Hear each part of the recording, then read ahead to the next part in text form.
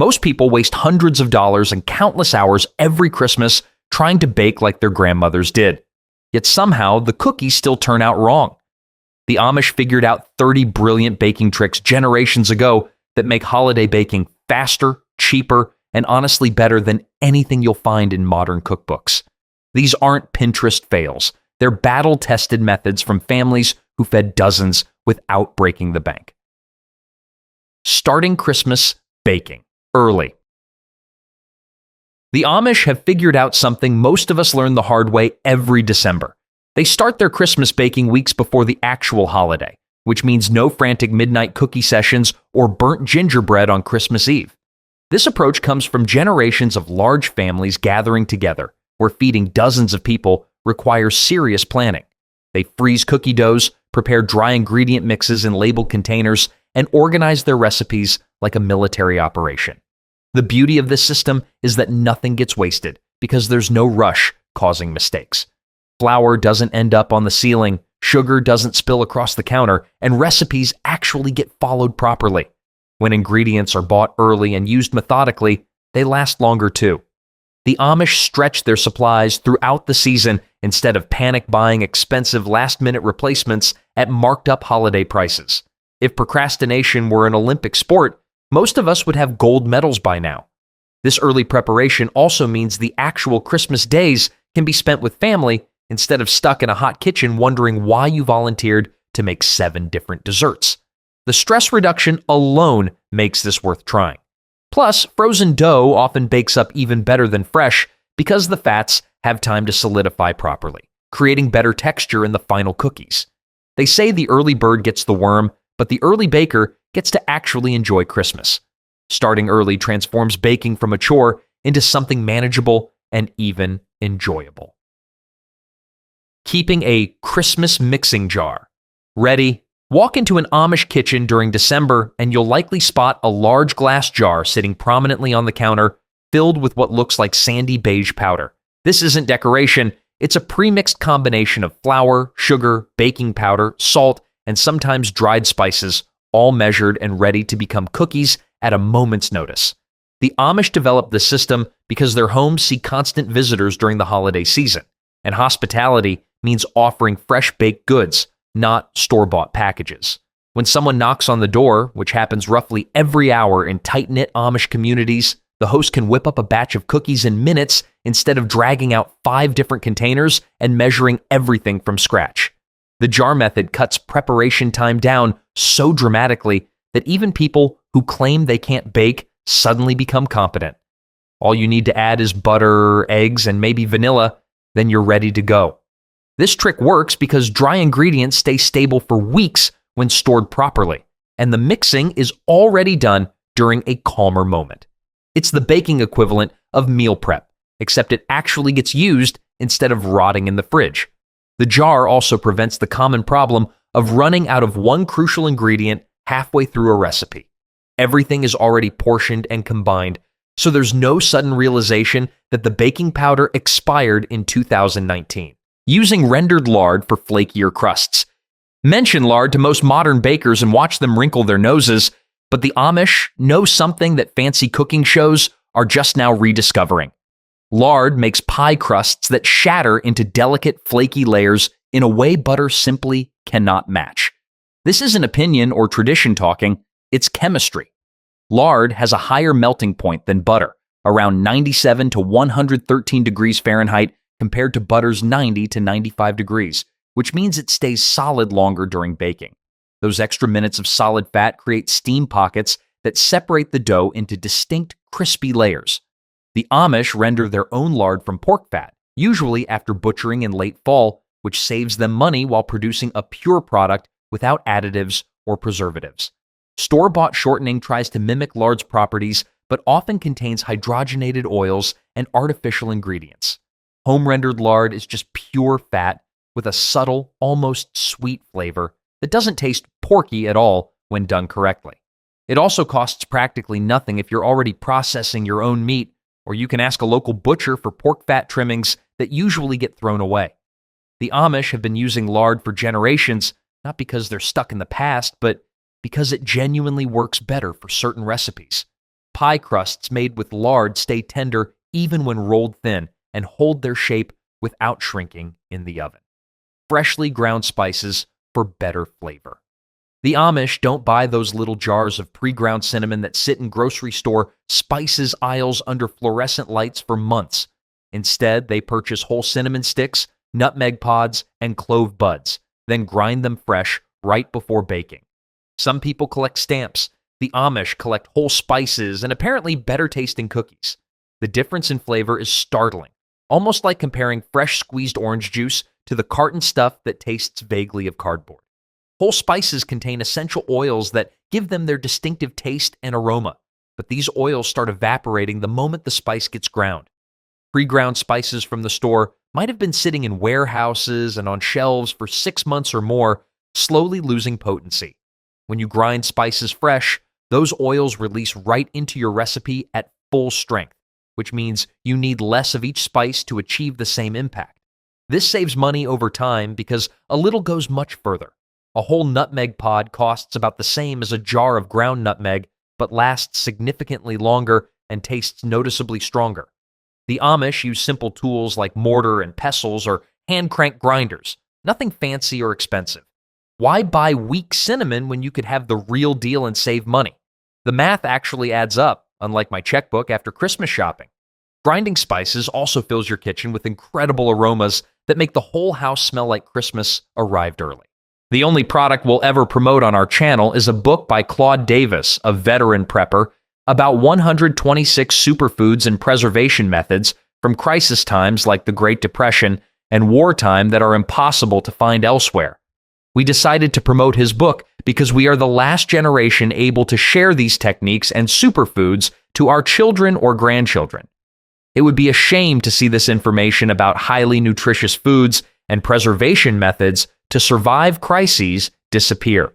You can also find a book about herbal remedies from Nicole Apelian on their store. If you're watching this on TV, you can look up our channel, Frugal Solutions, on your phone or tablet and find the books by clicking the link in our channel description or any other video description. Reusing leftover bread for quick Christmas treats. Bread that's gone stale doesn't hit the trash in Amish households, especially not during the expensive Christmas season when every ingredient matters. Instead, dried bread gets transformed into breadcrumbs, bread pudding, or sweet crumb crusts that taste better than anything you'd buy in a box. The Amish waste almost nothing, and this habit comes from centuries of making every resource stretch as far as possible. Stale bread works perfectly for bread pudding because it absorbs the custard mixture without falling apart into mush like fresh bread would. You tear the bread into chunks, soak it in a mixture of eggs, milk, sugar, and spices, then bake it into a dessert that costs maybe $2 total but tastes like something from a fancy bakery. Breadcrumbs from dried bread can be mixed with butter and sugar to create crumb toppings for fruit desserts or pressed into pie tins as a quick crust. Some Amish bakers even toast the breadcrumbs lightly before using them, which adds a nutty flavor that complements sweet fillings beautifully. This trick works with any bread, whether it's white sandwich loaves, whole wheat, or even leftover dinner rolls. The texture of slightly dried bread is actually superior for these purposes because it has less moisture to interfere with the final dish. Nothing gets thrown away, everything serves a purpose, and money stays in the pocket instead of going towards store-bought alternatives that, frankly, don't taste as good anyway. Saving apple peel syrup for holiday baking. After making apple pies or applesauce, most people toss the peels straight into the compost or garbage. The Amish take those same peels, boil them with sugar and water, and create a thick amber-colored syrup that adds natural sweetness to Christmas cookies and cakes. This isn't some complicated chef technique requiring special equipment, just a pot, some patience, and an understanding that apple peels contain plenty of flavor and natural pectin. The pectin helps the syrup thicken without adding cornstarch or other thickeners. You simmer the peels for about 45 minutes, strain out the solids, then boil the liquid down until it reaches syrup consistency. The result tastes like concentrated apple cider with hints of cinnamon, perfect for drizzling over sugar cookies or mixing into cake batters. If you are not saving apple peels, you are literally throwing money down the drain, which is impressive considering money usually clogs drains. This syrup costs nothing since you're using parts that would normally be discarded, yet it adds a distinctly homemade quality to baked goods that guests always notice and compliment. The Amish have been making this syrup for generations because apples grow abundantly in many areas where they live, and wasting food contradicts their practical values. Pre-whipping butter with sugar for faster cookies. During the weeks leading up to Christmas, Amish bakers prepare for cookie marathons by whipping butter and sugar together in advance, then storing the mixture in the refrigerator until needed. This simple step shaves significant time off each batch because creaming butter and sugar properly usually takes several minutes of mixing, and when you're making 6 or 7 different cookie recipes in one day, those minutes add up fast. The pre-whipped mixture stays soft enough to work with even when cold because the sugar crystals have already cut into the butter, creating tiny air pockets that keep everything light and spreadable. You can make a large batch of this mixture during a quiet evening, portion it into containers labeled with measurements, then pull out exactly what each recipe requires. This system prevents the common problem of softening butter at room temperature only to have it melt too much because you forgot about it. The Amish value efficiency, and this trick delivers exactly that without sacrificing quality. The butter-sugar mixture actually develops better flavor when it sits for a day or two because the sugar dissolves slightly into the butter, creating a more uniform texture. Some bakers report their cookies come out even better using pre-whipped butter because the mixture is more consistent than what you get from rushing through the creaming process when you're tired. This method works for any recipe calling for cream butter and sugar. Making their own brown sugar? Brown sugar is just white sugar with molasses mixed in, which seems obvious once someone points it out, but most people never think about it. The Amish make their own because it costs less than buying the packaged stuff and tastes noticeably richer and more complex. You mix 1 tablespoon of molasses into 1 cup of white sugar, blend thoroughly, and suddenly you have brown sugar that's actually superior to commercial brands. Store-bought brown sugar often contains anti-caking agents to keep it from hardening into a brick, but homemade versions skip those additives entirely. They say the best things in life are free, but homemade brown sugar comes pretty close at about 8 cents per cup. The flavor difference becomes especially apparent in recipes like gingerbread or spice cookies where the molasses notes really shine through. You can control exactly how dark your brown sugar gets by adjusting the molasses amount. Want light brown sugar? Use less molasses. Want dark brown sugar with that deep, almost bitter edge? Add more. This flexibility means your cookies can taste exactly how you want them without being limited to whatever the grocery store offers. The Amish have made their own brown sugar for so long that buying it probably seems wasteful to them. Molasses keeps forever in the pantry, and white sugar is cheap, so the two together create an ingredient that's both economical and better tasting. Apparently, making your own brown sugar is so easy that even people who burn toast regularly can handle it, which is saying something. Using buttermilk for softer holiday cakes. Buttermilk makes cakes tender and fluffy in a way regular milk cannot match, and the Amish have built entire baking traditions around this ingredient. The acid in buttermilk reacts with baking soda to create carbon dioxide bubbles that make cakes rise higher and develop a softer crumb. This chemical reaction is why older recipes specifically call for buttermilk instead of letting you substitute regular milk. The Amish often make their own buttermilk by adding a tablespoon of white vinegar or lemon juice to regular milk, letting it sit for 5 minutes until it curdles slightly. This homemade version costs pennies and works just as well as the expensive cartons from the dairy section. Real buttermilk also adds a subtle tangy flavor that balances the sweetness in cakes and makes them taste more complex and interesting.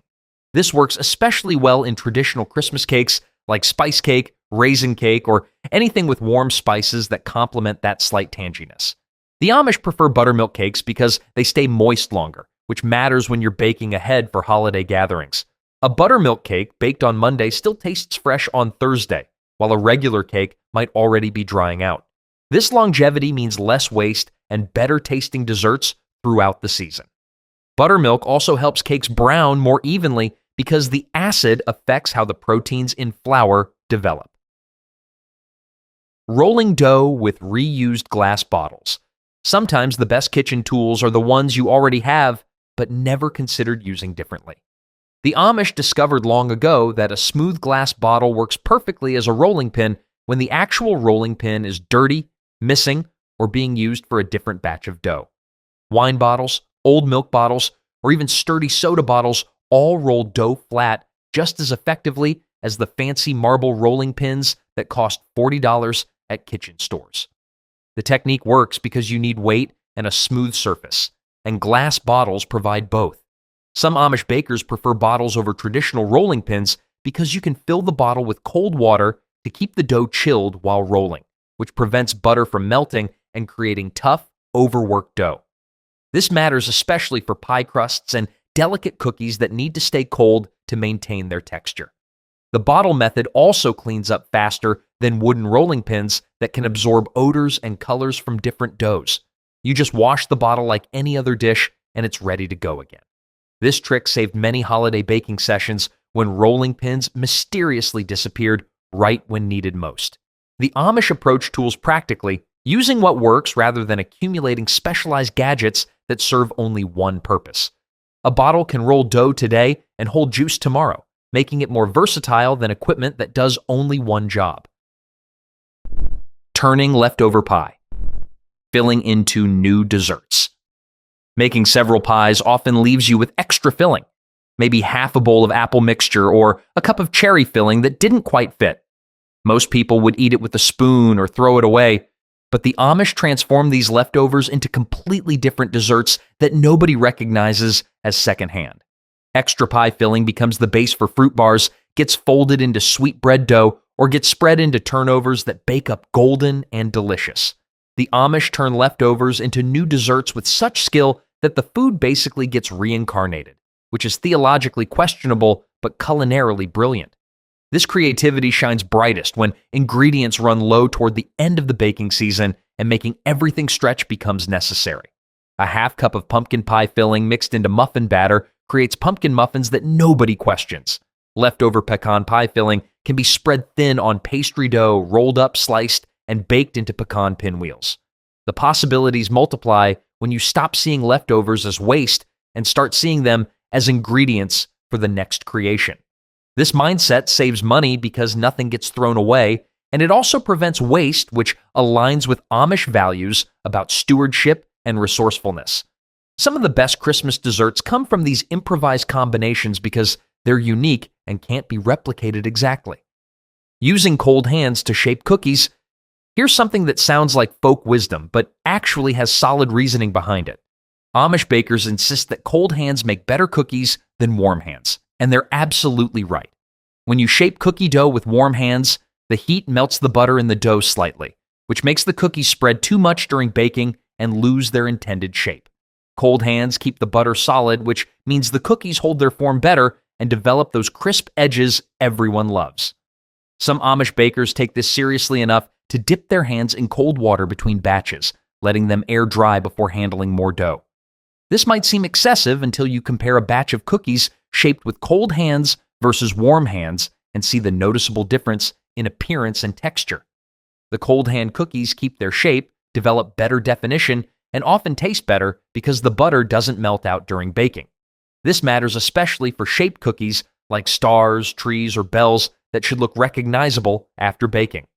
Warm hands turn those shapes into ambiguous blobs that could be anything. The Amish even joke about it, saying cold hands make warm cookies, which is their way of turning a practical technique into something memorable. This trick costs nothing and requires no special equipment, just an awareness of your own body temperature and maybe a bowl of cold water nearby. Home-dried fruits for cheaper Christmas bakes. Long before Christmas baking season arrives, during the hot summer months when fruit trees overflow with produce, the Amish are already preparing. They slice apples, cherries, peaches, and berries, then dry them slowly until they shrivel into concentrated nuggets of sweetness. These dried fruits get stored in jars or cloth bags, ready to add flavor to fruitcakes, sweetbreads, and holiday rolls when winter arrives. Home-dried fruit tastes significantly stronger than store-bought versions because the Amish control the entire process and don't add preservatives, sulfites, or sweeteners that dilute the natural flavor. A homemade dried apple tastes intensely of apple, not of whatever chemicals keep commercial dried fruit shelf-stable for years. This preparation saves substantial money because fresh fruit in season costs a fraction of what dried fruit costs at the grocery store. A pound of dried cherries might cost $8 or $9 at the store, but drying a pound of fresh cherries in summer costs maybe $2. The Amish have been doing this for generations because it made economic sense when money was tight, and it still makes sense today even when budgets are more comfortable. The dried fruit also lasts for months when stored properly, which means one summer of preparation supplies the entire Christmas baking season. Some Amish families dry fruit in special drying racks near their wood stoves, using heat that's already being generated for other purposes. Using vinegar to strengthen pie crusts. Adding a spoonful of white vinegar to pie crust dough sounds strange until you understand what it actually does to the chemistry of baking. The Amish discovered that vinegar keeps pie dough tender and prevents it from becoming tough, even when you handle it more than you probably should. Vinegar inhibits gluten development, which is the network of proteins that makes bread chewy, but pie crust tough and leathery. When you add a tablespoon of vinegar to your pie dough recipe, you get dough that rolls out smoothly without tearing, shrinking, or fighting back. This matters enormously during Christmas when you might be making 5 or 6 pies in a row and your patience for wrestling with difficult dough runs out quickly. The vinegar also makes the dough more forgiving if you accidentally overwork it while rolling or transferring it to the pie tin. Those tears and cracks that usually happen in pie crust occur less frequently because the dough stays pliable and cooperative. The Amish value this trick because it saves time fixing problems and reduces the number of ruined pie crusts that need to be re-rolled. Nobody wants to waste ingredients during the expensive holiday season. The vinegar itself doesn't taste in the final pie because it evaporates during baking, leaving behind only the benefits of more tender dough. This technique works for any pie crust recipe and costs nothing since everyone has vinegar in their pantry already. Mixing cookie dough by hand. Electric mixers spin fast and look impressive, but the Amish stick with wooden spoons and their own arm strength for mixing cookie dough. This isn't stubbornness or resistance to technology. It's because hand mixing produces genuinely better cookies. When you mix dough by hand, you can feel the texture changing and stop exactly when everything comes together. Electric mixers make it too easy to overmix, which develops too much gluten and creates tough, dense cookies instead of tender ones. The Amish kitchens value the sensory feedback that comes from feeling the dough, knowing by touch when it's reached the right consistency. This skill develops over time, but even beginners can tell the difference between properly mixed dough and overmixed dough if they're paying attention. Hand mixing also prevents the common problem of flour pockets hiding at the bottom of the bowl, because mixers can't always reach every spot. When you mix by hand, you naturally scrape the sides and bottom to make sure everything incorporates evenly. The physical effort involved might seem like a disadvantage, but it actually provides a built-in workout that counteracts some of those Christmas cookies you'll inevitably eat while baking. The Amish view this as part of the process, not a burden, because baking should involve some physical connection to the food being made. Hand-mixed cookies often taste better because they're made with attention and care rather than the mechanical efficiency of an electric mixer. Using beet juice for natural Christmas coloring. Chemical food dyes might make icing bright red, but the Amish prefer a different approach that's been working for generations. They use beet juice to color their Christmas cookies and sweetbreads, creating a natural red hue that doesn't involve mysterious ingredients with numbers in their names. The Amish figured out how to make food colorful without needing a chemistry degree, which is more than most food manufacturers can say. Fresh beets get boiled until tender, then the cooking liquid is strained and reduced down to a concentrated juice that produces surprisingly vibrant color. This juice can be mixed directly into cookie dough, added to frosting, or brushed onto bread dough before baking.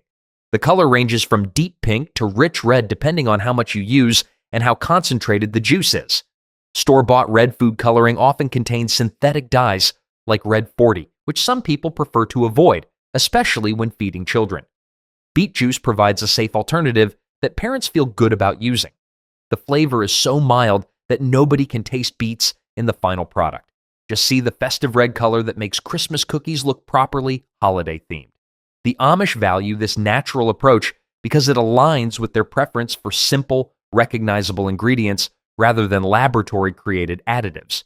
Beets grow easily in most climates and store well through winter, making them accessible even in areas where fresh produce becomes scarce during cold months. One medium beet produces enough juice to color several batches of cookies or a large bowl of frosting. The juice keeps in the refrigerator for about a week, or it can be frozen in ice cube trays for longer storage. Some people spend money on fancy food coloring when vegetables have been doing the job for free since before food coloring was even invented.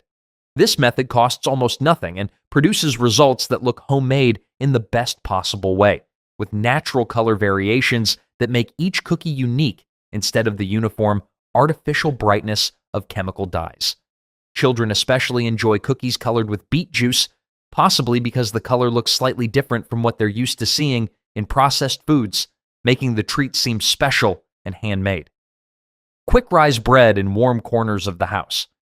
Bread dough needs warmth to rise properly, and the Amish have mastered the art of finding cozy spots around their homes where yeast can do its work without wasting energy.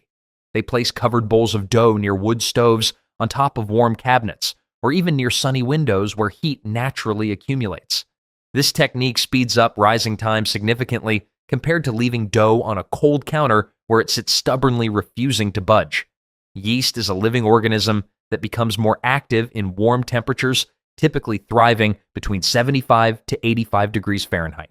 When dough sits in these ideal conditions, it can double in size in half the time it would take in a cooler environment. The Amish developed this practice out of necessity because their homes are heated primarily by wood stoves that create natural warm zones. Modern homes with central heating don't have the same temperature variations, but you can recreate this effect by placing dough near a heating vent, on top of the refrigerator where the motor generates warmth, or even inside an oven with just the light turned on.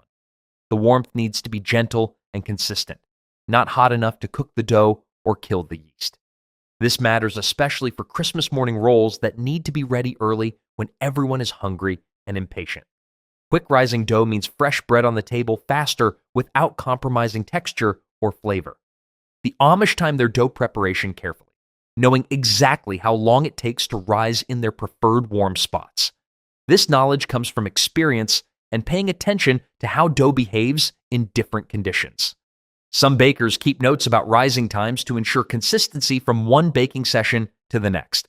The technique works for any yeast bread, whether it's dinner rolls, cinnamon rolls, or sweet bread loaves meant for holiday gift giving.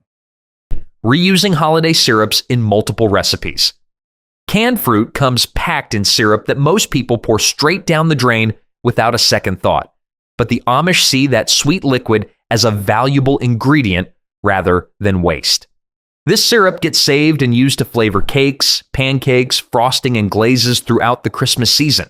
The syrup already tastes of whatever fruit it preserved, whether that's peaches, pears, or cherries, which adds natural flavor to recipes without requiring additional sugar or extracts. A cake made with peach syrup has subtle peachy undertones that make it more interesting than a plain vanilla cake. The Amish collect these syrups in jars and store them in the refrigerator, labeling each one so they know which fruit flavor they're working with. This practice saves money because you're getting extra use from something you already paid for when buying the canned fruit. The syrup is already sweetened, which means you can reduce the sugar called for in some recipes when substituting syrup for other liquids. This works especially well in glazes where you want both sweetness and a thinner consistency that drizzles nicely over baked goods. Fruit syrup mixed with a little powdered sugar creates a glaze that tastes homemade and interesting rather than generic. The Amish waste almost nothing during Christmas baking because ingredients are too expensive to throw away, and this mindset extends to every part of the food they prepare. Even the syrup from jarred maraschino cherries gets saved and used, though that particular syrup is so sweet it needs to be diluted or used very sparingly. The practice of saving syrups requires minimal effort, just pouring it into a container instead of down the drain, but it provides multiple opportunities to enhance recipes throughout the baking season. Some syrups work better for certain recipes than others, and experimentation helps determine which combinations taste best. Pear syrup makes excellent pancake topping when warmed slightly and thickened with a bit of cornstarch. Cherry syrup adds moisture and flavor to chocolate cakes without making them taste obviously fruity. Adding oats to stretch cookie dough. When you need to feed a large gathering and your cookie dough seems insufficient, the Amish have a solution that's been working for generations. They add rolled oats to the dough, which increases volume without requiring expensive additional ingredients like butter or eggs. The Amish discovered that oats are basically the culinary equivalent of water in wine, except the result actually tastes better. This trick works because oats absorb moisture from the dough and expand slightly, making each batch yield more cookies than the original recipe intended. The oats also add texture, creating a chewier cookie with more substance and a heartier feel that satisfies hunger better than thin, crispy cookies. This matters when you're baking for large families or community gatherings where people expect to eat their fill. Oats bring additional fiber and nutrients too, which technically makes these cookies slightly healthier, though nobody should pretend oatmeal cookies are health food just because they contain oats. The flavor changes subtly when you add oats, becoming more rustic and homemade tasting rather than refined and bakery-like. Some people prefer this heartier taste, especially when cookies are meant to accompany coffee or tea rather than be eaten as standalone desserts. The Amish add oats to many of their cookie recipes as a standard practice, not just as an emergency measure when ingredients run low. This habit formed because oats were cheap, plentiful, and stored well through winter months when other ingredients might be harder to obtain. Modern cooks can apply this same principle to stretch their baking budget during the expensive holiday season when costs add up quickly. Adding oats to cookie dough is like adding extra guests to a party, except the cookies don't complain about the seating arrangements. The technique works best with cookies that already have a rustic character, like chocolate chip, raisin, or spice cookies. Adding oats to delicate shortbread or butter cookies would change their essential nature too much. The ratio matters too. Generally, you can add up to 1 cup of oats per batch of standard cookie dough without dramatically altering the texture or requiring adjustments to other ingredients. Using stoneware for even baking. Heavy stoneware baking pans have been standard equipment in Amish kitchens for decades, not because of tradition, but because they genuinely produce better results than thin metal pans. Stoneware conducts heat differently than metal, spreading warmth evenly across the entire surface instead of creating hot spots that burn some cookies while leaving others pale and underdone. The Amish invest in quality stoneware because it lasts essentially forever with proper care, meaning one purchase serves multiple generations. This longevity makes stoneware economical despite the higher initial cost compared to cheap metal pans. A good stoneware cookie sheet might cost $30 or $40, but it will still be baking perfect cookies 50 years later when thin metal pans have warped, rusted, or developed surfaces that stick despite all the non-stick coatings. The weight of stoneware contributes to its effectiveness because the mass holds heat steadily instead of fluctuating with oven temperature changes. This stability matters especially for delicate items like gingerbread that need consistent heat to develop the right texture. Stoneware also develops a natural non-stick surface over time as oils from repeated baking season the surface, similar to how cast iron cookware improves with age. The Amish understand that quality tools make work easier and results more consistent, which is why they choose stoneware over flashier alternatives.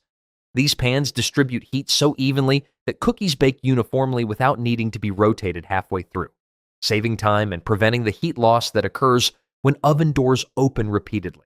The pans also retain heat after coming out of the oven, which can be useful for keeping baked goods warm during serving or for finishing items that need a few more minutes of gentle heat. Stoneware works well for breads, rolls, and biscuits too, not just cookies. The even heat produces bread with consistent crust color and texture rather than the burnt bottoms and pale tops that often result from using thin pans. Care requirements are minimal. Just wash with hot water and avoid soap that might absorb into the porous surface. Freezing dough instead of finished cookies. Most people bake all their Christmas cookies at once, then store them in containers where they gradually dry out and lose freshness. The Amish take a different approach that preserves flavor and moisture much better. They freeze cookie dough rather than finished cookies, which means they can bake fresh cookies whenever needed throughout the holiday season. The Amish basically invented meal prep before Instagram made it trendy, except their version actually gets used instead of rotting in the freezer under mystery meat from 2019. Frozen dough maintains quality for months without the texture degradation that affects baked cookies during storage. When you freeze finished cookies, the moisture gradually evaporates and they become dry and crumbly. Frozen dough, however, stays exactly as it was when mixed, ready to bake up fresh and delicious whenever you need cookies. The Amish shape dough into logs, wrap them tightly in wax paper or plastic, and freeze them solid. When company arrives or a cookie craving hits, they slice off however many cookies they need, place them on a baking sheet, and bake them straight from frozen with just a minute or two added to the normal baking time. The house fills with the smell of fresh baking instead of the stale scent of cookies that have been sitting in a tin for 2 weeks. Guests especially appreciate fresh baked cookies because the difference in taste and texture is immediately obvious. Warm cookies have soft centers and slightly crisp edges that you simply cannot recreate by trying to freshen up old cookies in the oven.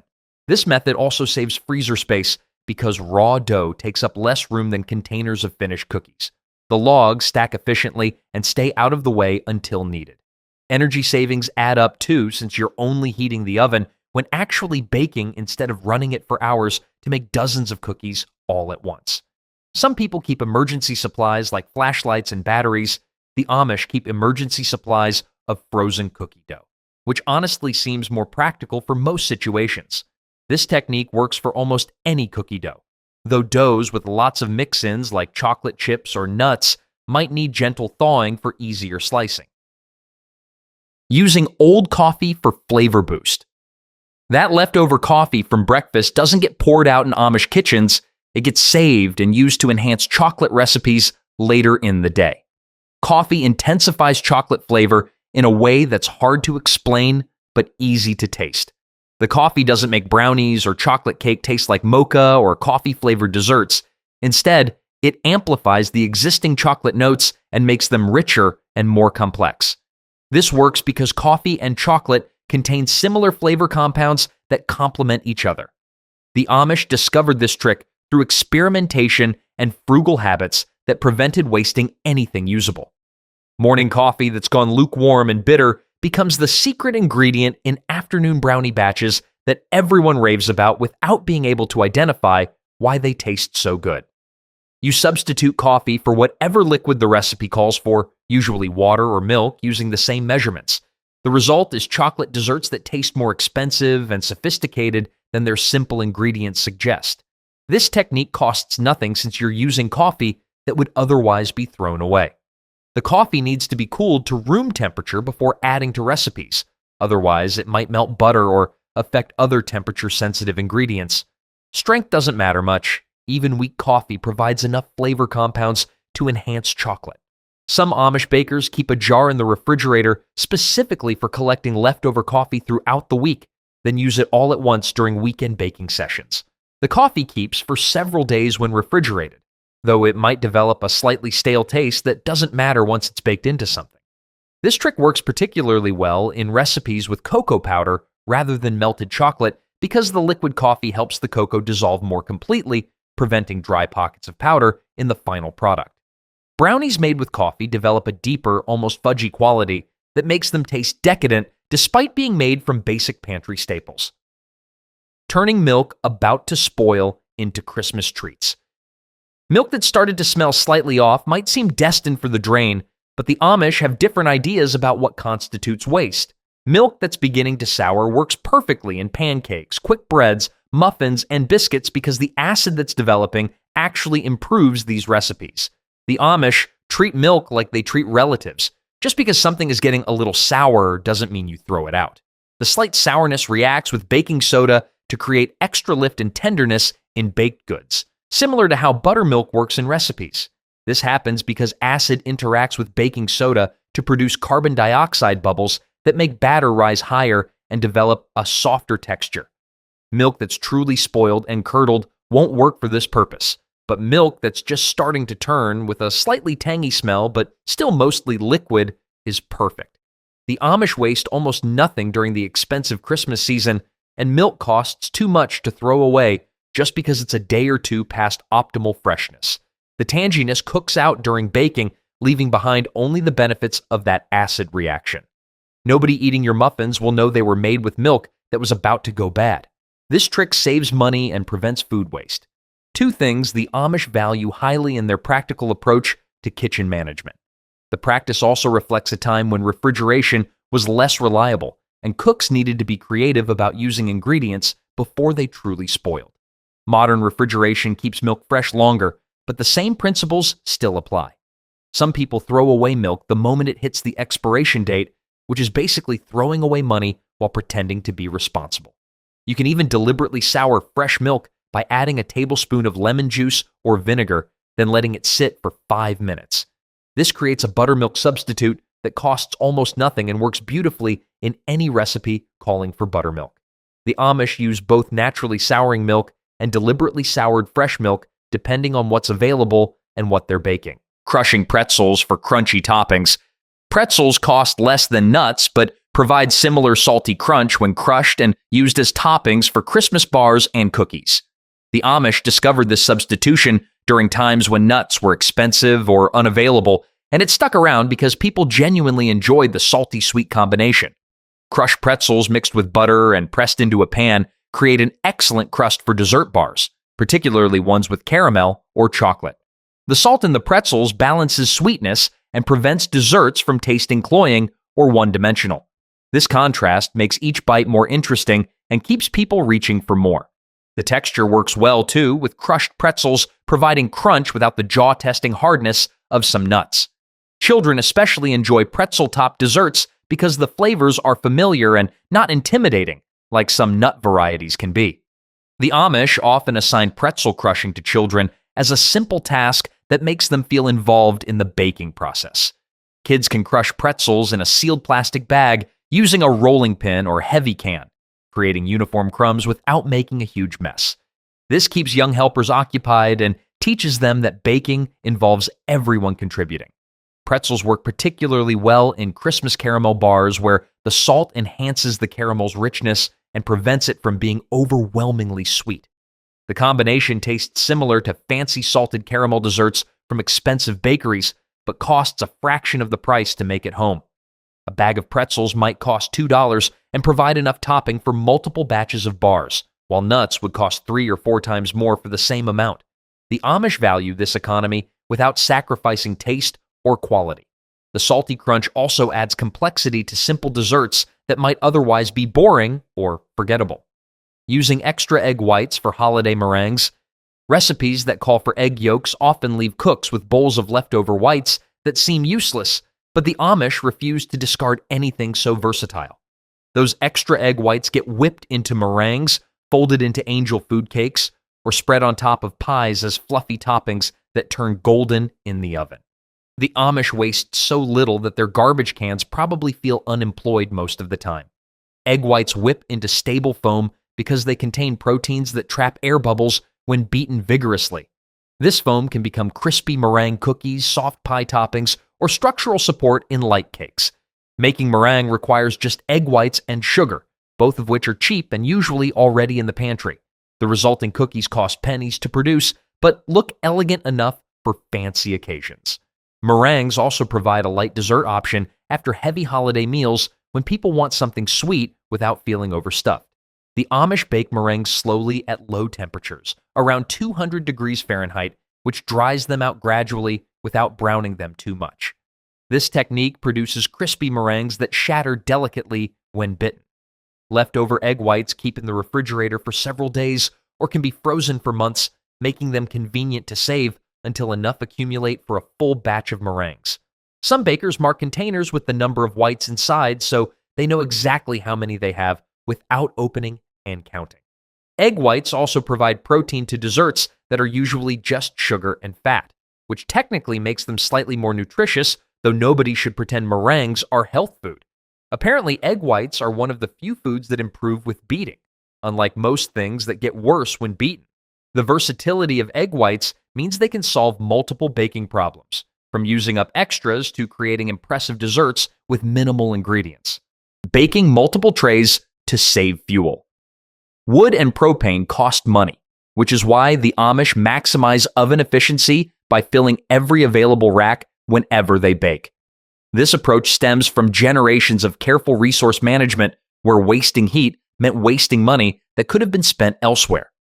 When the oven is already hot for one batch of cookies, it makes sense to bake 3 or 4 additional batches while that heat is available rather than heating the oven separately multiple times.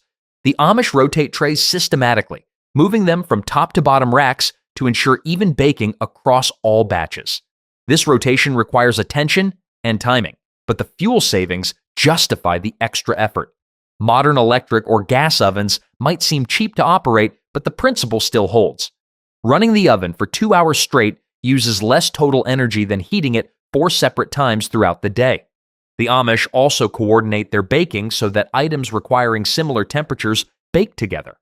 Cookies at 350 degrees are followed by cakes at 350 degrees, then perhaps bread at 375 degrees, using the residual heat as the oven gradually cools.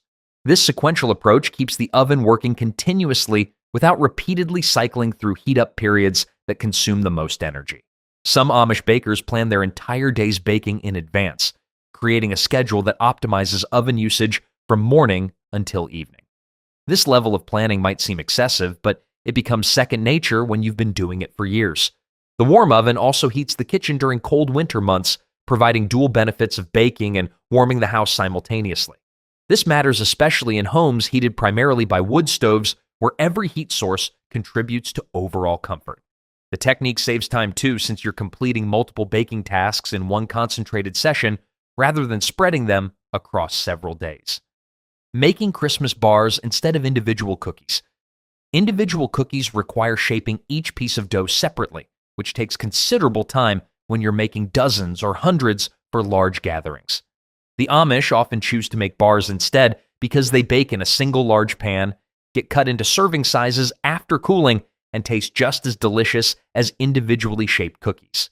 This efficiency matters when feeding large families or preparing for community events where quantity matters as much as quality. A 9 by 13-inch pan of bars yields about 24 servings depending on how large you cut them, which equals 24 individual cookies without the tedious shaping process. The time savings add up significantly over the course of a baking day. Bars also create less mess because you're working with one pan instead of multiple cookie sheets that need washing between batches. The Amish value this simplicity as it allows them to produce more baked goods in less time with less cleanup afterward. Certain bar recipes actually taste better than their cookie equivalents because the center stays softer while the edges get slightly crispy, creating texture variety in each piece. Brownies, lemon bars, and chocolate chip cookie bars all benefit from this contrast. Bars store well too, often maintaining moisture better than individual cookies that dry out quickly when exposed to air. You can wrap the entire uncut pan and slice bars as needed, rather than dealing with containers of cookies that might go stale before getting eaten. This works especially well for holiday gatherings where you can transport one pan easily rather than juggling multiple cookie containers. The presentation might be less fancy than arranged platters of shaped cookies, but the taste remains just as good and the convenience factor improves dramatically. Using potato water to enhance dough. After boiling potatoes for dinner, most people drain the cloudy water straight into the sink without realizing it contains valuable starches that improve bread dough. The Amish save this potato water in jars, let it cool, then use it as the liquid component in bread recipes. The starches dissolved in the water make dough softer and help bread stay fresh longer, sometimes for several extra days compared to bread made with plain water. This happens because potato starch retains moisture more effectively than flour alone, creating a tender crumb that doesn't dry out quickly. The Amish have been using potato water in bread making for generations, originally because water was too precious to waste, but continuing because the results are noticeably superior. Bread made with potato water rises higher and develops a finer texture than bread made with regular water. The flavor changes subtly too, becoming slightly richer, though nobody would identify potatoes as the reason unless told. This trick costs absolutely nothing since you're using water that would otherwise go down the drain. The potato water needs to be cooled before adding to yeast dough because hot water can kill yeast organisms and prevent rising. Some Amish bakers keep a dedicated jar for storing potato water in the refrigerator, accumulating it over several days until they have enough for a baking session. The water keeps for about a week when refrigerated, though it might develop a slightly cloudy appearance that doesn't affect its baking properties. This technique works for any yeast bread, whether it's dinner rolls, sandwich loaves, or sweet holiday breads. The starch content varies depending on what type of potatoes were boiled and how long they cooked, but even diluted potato water provides benefits. Adding apple butter for instant spice. Apple butter contains concentrated apple flavor along with cinnamon, nutmeg, and other warm spices, making it a shortcut ingredient that adds complexity to Christmas baking without requiring multiple spice jars. The Amish use apple butter in muffins, quick breads, and cookies, where it provides both moisture and flavor in one convenient ingredient. The Amish discovered that apple butter is basically Christmas in a jar, which saves them from having to bottle Christmas separately. A few tablespoons of apple butter can replace some of the sugar and fat in recipes while adding that distinctive holiday taste everyone associates with seasonal baking. This substitution works because apple butter is already sweetened and has a thick, almost fat-like consistency that contributes moisture to batters and doughs. The spices in apple butter are already balanced in proportions that taste good, which means you don't need to measure out cinnamon, nutmeg, cloves, and allspice separately. This saves money because buying one jar of apple butter costs less than buying 4 or 5 individual spice containers. The flavor also tastes more authentic and homemade than recipes where spices are added in separate measurements that might not balance perfectly. Apple butter made at home or bought from local producers often tastes even better than commercial versions because it contains fewer preservatives and more actual fruit. The Amish frequently make their own apple butter during fall when apples are abundant and cheap, then use it throughout winter baking season. The process involves cooking apples down slowly until they caramelize and concentrate, creating a spread that's dark brown and intensely flavored. This homemade version costs very little to produce if you have access to apples, whether from your own trees or purchased in bulk during harvest season. Some people pay extra for pumpkin spice everything when apple butter has been delivering the same flavors more cheaply for generations. The smell of apple butter alone makes the kitchen smell like Christmas arrived early, which contributes to the holiday atmosphere even before any actual baking happens. Ending with a use-everything Christmas cake. The final baking project of the Amish Christmas season often becomes the most creative and unpredictable one.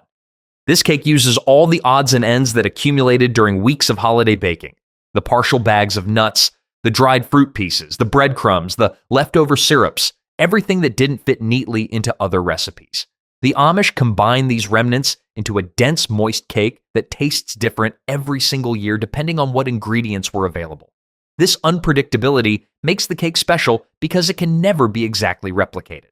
One year it might be heavy on walnuts and cherries, the next year mostly pecans and apple pieces. The base recipe stays consistent, usually a simple butter cake or spice cake batter, but the mix-ins vary wildly based on what needs using up. This practice saves money by ensuring nothing gets thrown away at the end of the season when pantries get cleaned out. The cake also serves as a practical way to clear storage space before starting the cycle again next year. Some Amish families make this final cake into a tradition, gathering together to decide what goes into it and taking bets on how it will turn out. The uncertainty adds an element of fun to what could otherwise be a mundane cleanup task. Children especially enjoy participating because they get to suggest additions and see their ideas incorporated. The cake usually turns out delicious despite, or perhaps because of its improvised nature. The variety of ingredients creates complexity that single-flavor cakes lack, with each bite potentially tasting slightly different from the last. This ending cake represents everything the Amish value about Christmas baking: resourcefulness, creativity, family involvement, and refusing to waste anything useful. The cake stays moist for days thanks to all the dried fruits and nuts releasing their oils and moisture, making it perfect for extended holiday visiting when guests might drop by unexpectedly. Some families slice and freeze portions to enjoy in January when Christmas treats have been exhausted, but the desire for something sweet remains. The Amish perfected these tricks through generations of feeding large families without wasting a penny or sacrificing quality. These methods survived because they actually work in real kitchens during the chaos of Christmas, not because they photograph well or sound trendy. What took them decades to refine just made your holiday baking simpler, cheaper, and significantly better than whatever complicated recipe you were planning to stress over this year.